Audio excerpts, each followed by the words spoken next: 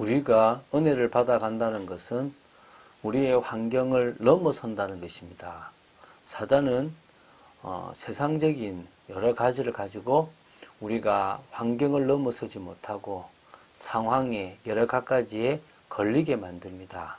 그러나 우리가 은혜로 살아간다는 것은 그 환경, 그 상황이 주님과 나와의 관계를 흩트릴 수 없다는 것입니다.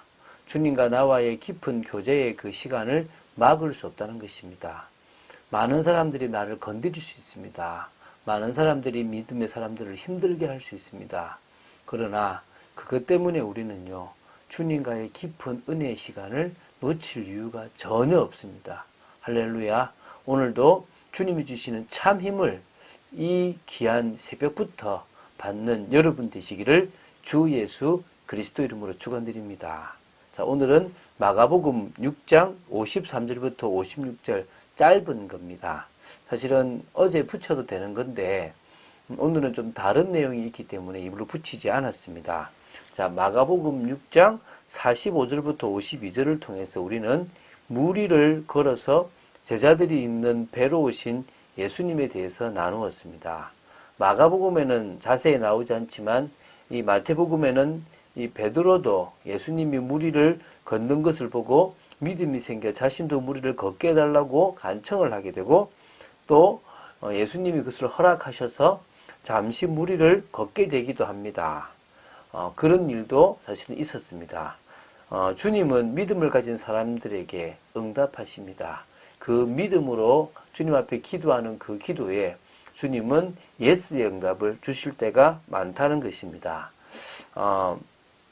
예수님이 이 배에 타신 후에 바람도 그치게 됨으로 말미암아 엄청난 기적을 행하셔서 많은 제자들이 놀랐습니다.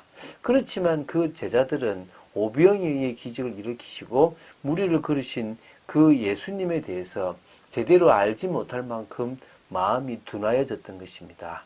오늘 우리는 성령으로 충만하여 하나님이 하시는 일에 민감한 여러분 되시기를 바랍니다. 자, 이제 그렇게 그 배에 오르신 예수님과 제자들이 어디로 갔고 어떤 일을 했는지를 한번 보도록 하겠습니다. 자, 53절을 보겠습니다.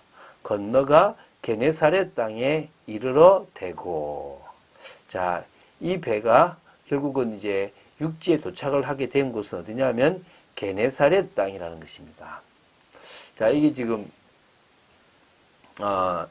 지금 이게 마가복음과 뭐 요한복음 이걸 볼 때 조금 이렇게 위치적으로 차이가 좀 있어요. 그래서 사람들이 헷갈려 하는 것이 있는데요. 이 갈릴리 바다가 있으면 뭐 여기 이제 베세다가 우리가 바다를 이렇게 갈릴리 바다를 봤을 때 오른쪽 뭐 한 1시 방향쯤에 있다고 보시면 됩니다. 그리고 어디가 있냐 그러면 가버나움이 조금 더 가면 있다고 보시면 되고요. 거기서 조금 더 가면 오늘 도착한 이 게네사렛이라는 곳이 있습니다. 게네사렛은 사실은 이 갈릴리의 유명한 곳이기 때문에 갈릴리 바다라 하기도 하고 게네사렛 이 호수 바다라 하기도 할 만큼 이 갈릴리에서는 유명한 아주 이렇게 영향력이 있는 어떤 곳으로 보시면 되는데요. 자, 그러면 지금 요 부분을 조금 봐야 되는데요. 처음에 예수님께서 이 마가복음 6장 45절에는 건너편 베세다로 이렇게 가게 했다고 합니다. 그런데 요한복음 6장 17절에는 가브나움으로 가려고 했는데 이 게네사렛으로 도착을 했다는 거예요. 성경이 틀린 것이 아니라 오병이의 기적은 이 베세다에서 조금 더 시계 방향이 조금 이 베세다의 끝, 그러니까 외곽이라고 보면 되겠죠. 거기 빈들에 있었다고 보시면 됩니다. 거기서 이제 베세다에서 만나기로 했는데, 그리고 예수님은 산에 가셨는데, 이 바람이 너무 심해가지고 예수님이 이제 걸어서 그 배에 올라가셨고요.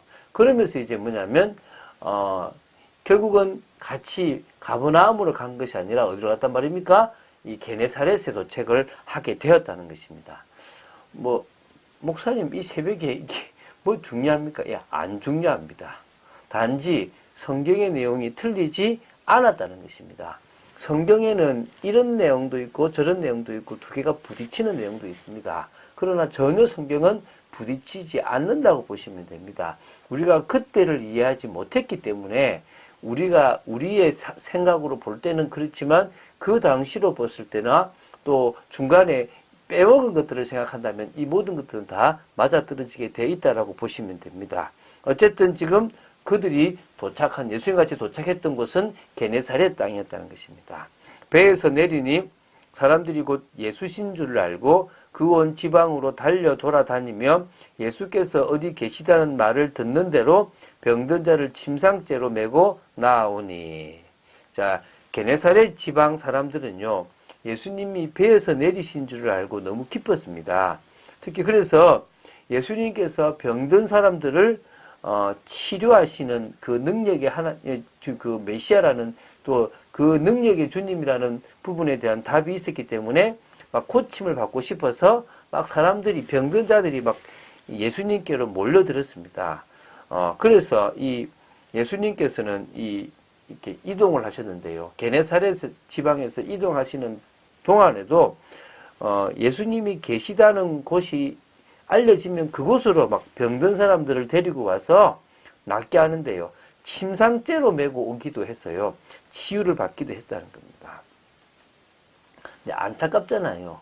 물론 예수님이 병든 자를 치유하실 수 있고 가정의 문제도 해결할 수 있지만 그거 하러 예수님이 오신 것이 아니라 인간을 구원하러 영생을 얻는 그 방법을 주시기 위해서 예수님께서는 오셔서 말씀하셨는데 사람들은 육신적인 것만 해결함 받고 싶어서 주님께 나아가고 또 막 예수님께 고쳐달라고 이렇게 막 외쳤던 것입니다. 참 안타깝고 어리석은 모습이라고 보시면 되겠습니다. 아무데나 예수께서 들어가시는 지방이나 도시나 마을에서 병자를 시장에 두고 예수께 그의 옷가이라도 손을 대게 하시기를 간구하니 손을 대는 자는 다 성함을 얻으니라. 자, 예수님은요, 갈릴리 바다를 중심으로 어디를 가시든지, 지방이든지, 그게 도시든지, 그게 마을이든지, 병자를요, 치유했는데 주로 많은 사람들이 모이는 시장을 중심으로 치유를 하셨고요. 그 사람들은요, 이제 예수님의 옷자락이라도, 왜 혈류증 걸린 여인이 나았으니까 그 소문을 들었던 많은 사람들이 예수님의 옷자락이라도 옷가에라도 손을 대서 낫고 싶은 마음에 막 그렇게 간청했고요. 결국은 손을 대는 자는 다 성함을 얻는 그런 일이 일어났다는 것입니다. 이게 이제 바로 예수님의 능력이고 예수님이 바로 메시아임을 드러낸 겁니다. 자, 여러분, 병자를 고치시는 주님은 병자들을 향한 주님의 그 긍휼히 여기시는 마음이 있었기 때문에 고치는 것도 있고요. 당신이 그리스도인 것을 증거하기 위해서 고치신 것도 있습니다. 그러나 예수님은 그들이 병만 낫는 것이 아니라 예수님을 그리스도로 믿는 올바른 믿음을 가지고 진정으로 구원에 이르기를 주님은 원하셨습니다. 그래서 육신적인 것이 아니라 영적인 것을 보기를 원하시는데 많은 사람들은 육신적인 것 때문에 영적인 것을 잊어버리는 일이 생겼습니다. 오늘 우리는 육신적인 것 때문에 영적인 것을 놓쳐버리는 어리석음이 없어질 줄 믿습니다. 오히려 영적인 것을 더 추구하고 나아가는 믿음의 사람으로 세워질 줄 믿습니다. 교회는 하나님의 나라를 이루고 영적인 사실을 증거하는 축복된 교회입니다.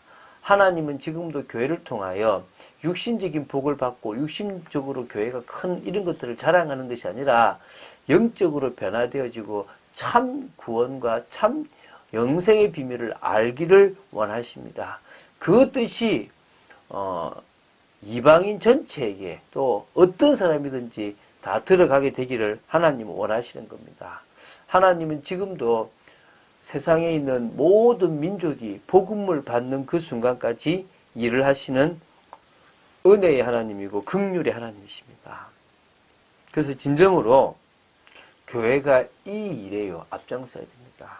교회가 여러 가지 기준들 때문에 이 갈등하고 복음의 본질을 놓치는 그런 어리석은 교회가 되지를 원치 않습니다. 오히려 복음의 본질을 알아가는 중에 정말 형식적이고 또 전통화되어져 버린 잘못된 종교심이 있다면 다 벗어버리기 원하고요.